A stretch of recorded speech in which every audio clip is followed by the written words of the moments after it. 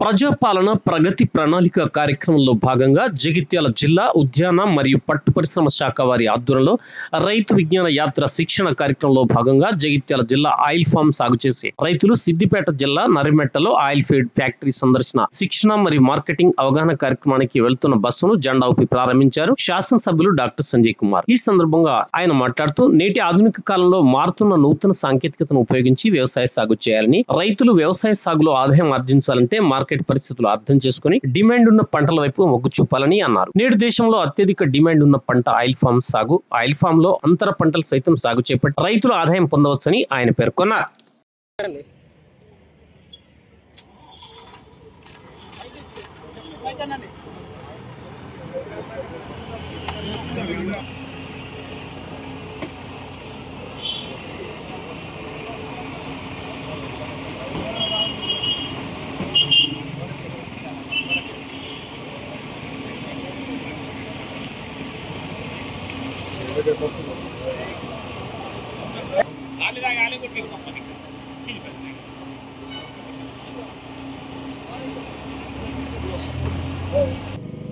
ముఖ్యంగా ఈ కార్యక్రమం పెట్టడానికి ముఖ్య ఉద్దేశం ఏంటంటే, మనకు 4 సంవత్సరాల కిందట అంటే 2022-23 సంవత్సరంలో ఆయిల్ పామ్ మొట్టమొదటిగా మన జగిత్యాల జిల్లాలో నాటుకోవడం జరిగింది.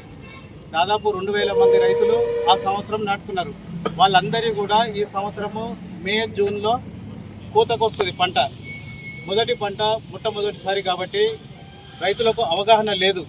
ఎట్లా హార్వెస్టింగ్ చేయాలి, చేసిన తర్వాత మార్కెటింగ్ ఎట్లా చేస్తారు, మార్కెటింగ్ చేసిన తర్వాత ఫ్యాక్టరీకి పోయినప్పుడు ఫ్యాక్టరీలో ఏ విధంగా దాని నుండి ఆయిల్ తీస్తారు అనే విషయం గురించి ఈ కార్యక్రమం పెట్టడం జరిగింది. పేరు లత. ఇది హార్టికల్చర్. యాక్చువల్లీ నేను డిస్ట్రిక్ట్ ఎప్పుడు చేయలేదు, హార్టికల్చర్ ఆఫీసర్గా చేశాను రంగారెడ్డి, సంగారెడ్డి జిల్లాలు. తర్వాత అంతా హెడ్ ఆఫీస్లో చేశాను, poly houses and centre of excellence Chirupatla హెడ్గా కూడా చేశాను. ఈ మధ్య కాలంలో నాకు కౌన్సిలింగ్ జగిత్యాలు ఇస్తే రాలేకపోయాను, వెంటనే మళ్ళీ ఇప్పుడు దీంట్లో నుంచి వచ్చాను, జాయిన్ అయ్యాను. సో చాలా ప్రోగ్రెస్ జరిగింది ఆయిల్ ఫామ్లో కూడా. డెఫినెట్గా నేను నా వంతు కృషి నేను చేస్తాను, నేను హెల్ప్ఫుల్గా ఉంటాను మీ అందరికీ. సో మీ నుంచి కూడా అంతే సహకారం కావాలి. థ్యాంక్ యూ సార్, నాకు ఈ ఆపర్చునిటీ. జిల్లా ఉద్యాన అధికారి లత గారు, అదేవిధంగా ఏది additional horticulture officer Shyam Prasad గారు, ఇతర హార్టికల్చర్ ఆఫీసర్స్ నేతృత్వంలో జగిత్యాల నియోజకవర్గానికి చెందిన రైతులు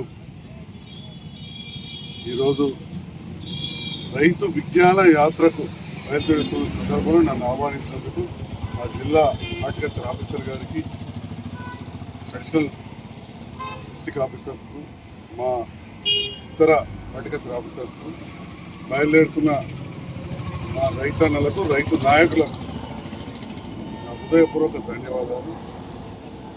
మరి వ్యవసాయం అనేది కూడా శాస్త్రీయంగా ఎప్పటికప్పుడు కూడా మార్పులు చెందుతూ ఉంది. ఒకనాటి వ్యవసాయం వేరు, నేటి వ్యవసాయం వేరు. డిమాండ్ను బట్టి మనం పంటలు పండించుకోవాల్సిన అవసరం ఉంది.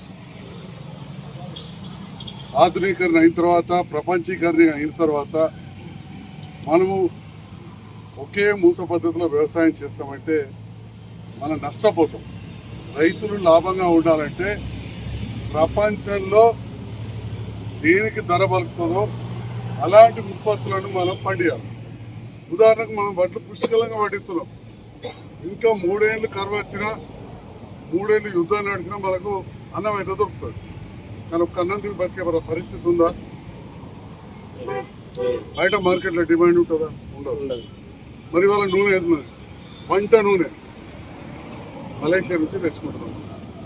దాదాపు 1,00,000 కోట్ల రూపాయల విదేశీ మారక ద్రవ్యం వెళ్ళిపోతుంది. 1,00,000 కోట్లు. దానివల్ల ఏమవుతున్నది? మన రూపాయి విలువ పడిపోతున్నది రోజు రోజు. భారతదేశంలో రూపాయి విలువ పడిపోతూ ఉన్నది.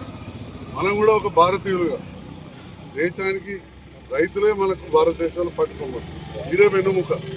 అలాంటి దేశం వెన్నుముక మంచిగా ఉండాలంటే వ్యవసాయంలో ఆధునికరణ పద్ధతులు, భారతదేశానికి ఏది అవసరం, ఎక్కడ నష్టపోతున్నాం, ఏడ డిమాండ్ ఉందో దాంట్లో పోవాలి. దాంట్లో అతి ముఖ్యమైన వాటిల్లో ఆయిల్ పంప్ మన కోతలు పెడుతున్నది. భగవంతుని దేవాలి ఇప్పటికైతే కోతల బాగా దీనికి ఎక్కువ లేదు. డిమాండ్ ఉంది, ప్రపంచంలో డిమాండ్ ఉంది. మనం అందుకోసం అని చెప్పి ఆయిల్ పంప్ గురించి మీటింగ్లు వ్యవస్థ తప్ప దీంట్లో చేయడం వల్ల అధికారులకు కమిషన్ ఇంకెవరికో ప్రభుత్వానికి రాదు. కేంద్ర రాష్ట్ర ప్రభుత్వాలు కూడా పూర్తిగా బాధ్యత తీసుకొని ప్రోత్సహిస్తారు. అందులో మీరు మాటలు చెప్పారు పాలీ హౌసెస్, వాటి మీద చాలా రీసెర్చ్ చేశాను. మా దగ్గర కూడా చాలా మంది అభ్యుదయ రైతులు ఉన్నారు, ఎన్ఆర్ఐ రైతులు ఉన్నారు, కొంత పెట్టుబడి పెట్టే శక్తి ఉన్న వాళ్ళు ఉన్నారు. మా గంగారెడ్డి సార్ లాంటి వాళ్ళు, వాళ్ళ కొడుకు ఐఐటి చదివచ్చు, అంత మంచి స్కూల్ నడుపుతుండు. అట్లాంటి వాళ్ళు మంచి అత్యాధునిక వ్యవసాయం కూడా చేయగలుగుతారు. సో ఈ రకంగా మీరు కూడా ఇక్కడ హార్టికల్చర్, ఉద్యానవన పంటలు అత్యాధునిక పద్ధతుల్లో ఎక్కువ రైతులు పెట్టే విధంగా ప్రోత్సహించాలని మీ సహకారం ఉండాలని కూడా కోరుకుంటూ ఈనాటి రైతు విజ్ఞాన విహార యాత్ర శుభప్రదం కావాలి, మంచిగా సంతోషంగా పోయి రావాలని చెప్పి కూడా నేను కోరుతూ మీ అందరికీ వన్స్ అగైన్ ధన్యవాదాలు.